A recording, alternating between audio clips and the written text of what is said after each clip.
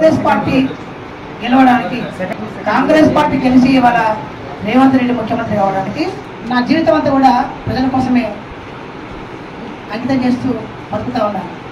అయితే ఉద్యమాలు చైతన్యం చేయడానికి పనికొస్తాయి.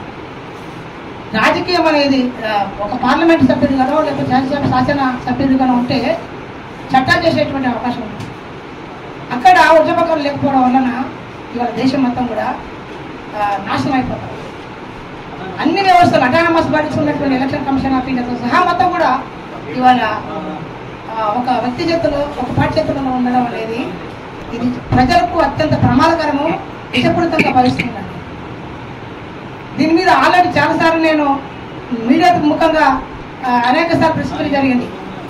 దానివల్ల నాకు చాలా మంది నాకు పోలీసులు బెదిరించడం జరిగింది. అయినా సరే బతికినంత కాలం ప్రజల కోసం బతకడానికి నేను ఉన్నాను. కాబట్టి నా చదువును, నా ఉద్యోగాన్ని పక్కన పెట్టేసి నేను ఇవాళ జుబ్లీస్ అంటే కేవలము 30 మందికి మాత్రమే ఉపయోగపడే విధంగా పాలకులు చేశారు. ఎంత రిచెస్ట్ ఫ్యామిలీస్ ఉన్నాయో జుబ్లీస్లో అంత పూరెస్ట్ ఫ్యామిలీస్ కూడా ఉన్నాయి. నిజంగా మరి డల్లాస్ లేకపోతే న్యూయార్క్ ఏదో అంటారు, ఆయన అన్నారు, కేసీఆర్ అన్నాడు, ఈయన కూడా అన్నాడు. ఈయన కూడా మొత్తం మన అమెరికా లేకపోతే అమెరికాలో ప్రపంచ దేశాల్లో ఎక్కడెక్కడ డెవలప్డ్ కంట్రీస్ ఉన్నాయో అంత గొప్పగా హైదరాబాద్ చేస్తున్నాడు. ఏమైంది మరి ఇంతవరకు 22 నెలలు అవుతుంది కదా. ఏం చేసినావు నువ్వు? హైదరాబాద్కి ఏం చేసినావు? ప్రజలకు ఏం చేసినావు? రైతులకు ఏం చేసినావు? విద్యార్థులకు ఏం చేసినావు? జర్నలిస్టులకు ఏం చేసినావు? కార్పొరేట్లకు ఏం చేసినావు?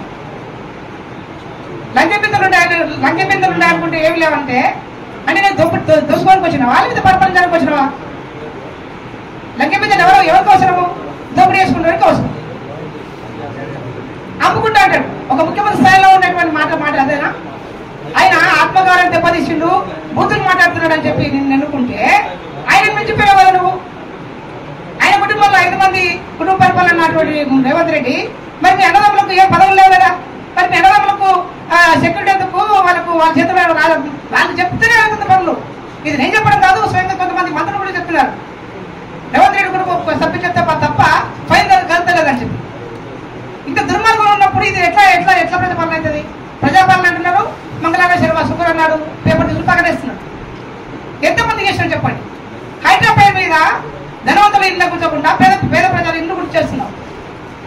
చెరువులు కాపాడుతున్నటువంటి రేవంత్ రెడ్డి వల్ల చుట్టుకుంటున్నటువంటి మొత్తం పెద్ద పెద్ద కాంపిటీషన్ ఎట్లా ఉన్నాయి, ఆ పక్కన వేసినటువంటి గుడిసెలు మాత్రం మొత్తం నిలబడాలి. కనుక నేను ఎమ్మెల్యే అభ్యర్థిగా ఉండడానికి ప్రధాన కారణం ఏంటంటే సమానంగా ఆర్థికంగా ప్రధానంగా విద్య లేదు. జుబ్లీస్లో 7 వార్డులలో ఒక జుబ్లీస్ మినహాయించి మిగతా 6 వార్డులలో విద్య లేదు, వైద్యం లేదు, ఆరోగ్యం లేదు, సరైనటువంటి సదుపాయాలు లేవు. నా టార్గెట్ అంటే కూడా నేను గెలిస్తే ప్రజలందరూ నేను అప్పీల్ చేస్తాను.